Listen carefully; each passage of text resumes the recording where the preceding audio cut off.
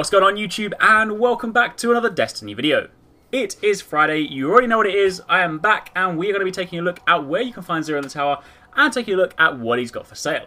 However, this week I'm going to make this video a little bit more useful to you guys. I've seen in the comments that some of you guys have been asking for me to include the previous and sort of like, maximum stat values for some of the armor pieces, so that way when you know a repeat item comes back, you know whether or not it's actually worth a repurchase or not. So I'm going to include that in this week's video, going to include the previous min-maxes, as well as this week's stats, so hopefully for those of you that have got most of the items, this should actually prove slightly more useful to you.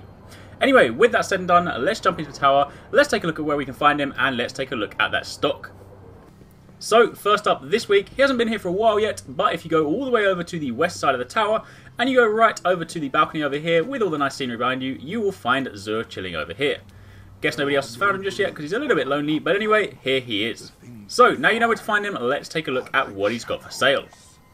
As always, he has his usual array of class-specific items, each of which go for 13 strange coins.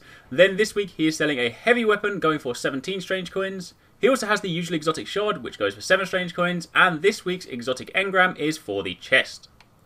Then your upgrades this week are the Arekkz symbiote and the lucky raspberry for hunters, the crest of Alpha Lupi and no backup plans for titans, and the apotheosis veil and Sunbreakers for warlocks. As for your weapons, you have upgrades for Bad Juju, Medium Multi-Tool, Thorn, Patience and Time, Thunderlord, and Super Good Advice. Then down to your curios this week. First up, you have telemetries for the Pulse Rifle, the Fusion Rifle, and for the Rocket Launcher. You also have a Plasma Drive and an Emerald Coil this week, and you do have Heavy Ammo Synthesis. So again, if you are running a little bit low, which I very much doubt it, because I think the last time he sold it, everybody stocked up and basically filled their entire vault with it. But if you are indeed running low, then you can stock up this week. 5 pieces for 1 strange coin. So, that is a general overview of all of his items, and now let's take a look at the gear in slightly more detail. So, first up for the Titans. Your exotic item this week is an exotic helmet, and that is the Glasshouse, which is a DLC item. This will increase your melee attack speed, it will replenish your super energy when you kill an enemy with a grenade, and Blessing of Light and Weapons of Light will also last longer. But what about stats? Well, this week, when maxed, it has an intellect stat of 118. And as promised, for those of you that want to know how that stacks up against previous weeks, then the lowest intellect stat you have ever seen on this item has been 96, and the highest has been 149. So, as you can see, this is not by any means the highest stat roll, but it is obviously higher than the lowest one. So if you do have this item, for example with a 96 intellect stat roll, it may be worth upgrading. Then moving over to the Hunters, one of my favourite exotic items, and personally the one that I use pretty much all the time. Partly because it looks cool, and partly because, as I've said before, you can use it to solo things like the Abyss in Crota's End Raid. And if you want to see how that works, then be sure to go and check out the video. But the perks for this one, first up, taking damage from a melee attack makes you briefly invisible, increased reload speed with special weapons, and increased super energy gained from killing minions of the darkness. Now the stat roll on this one this week is 83 discipline when maxed.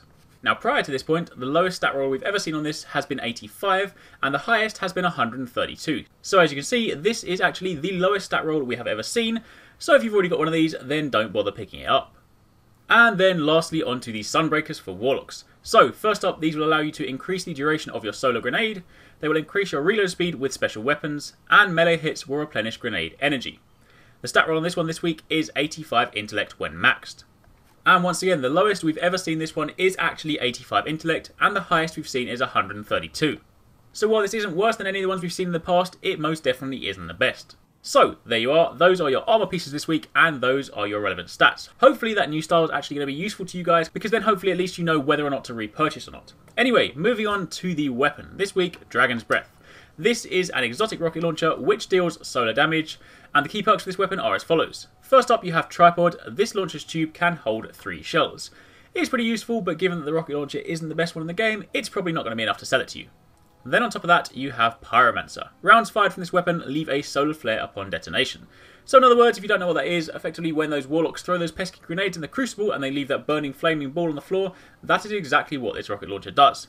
It's good if you don't have a better rocket launcher, for example if you don't have Yellowhorn, or you don't have Truth, or you don't have something like Hunger of Crota, or any decent rocket launchers like that. But personally, I wouldn't give up my exotic slot for this.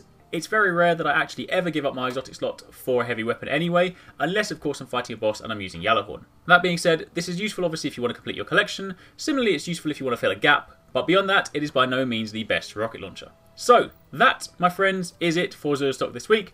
Obviously, if you do want any upgrades and you are running low on exotic shards, then you can buy one for 7 strange coins.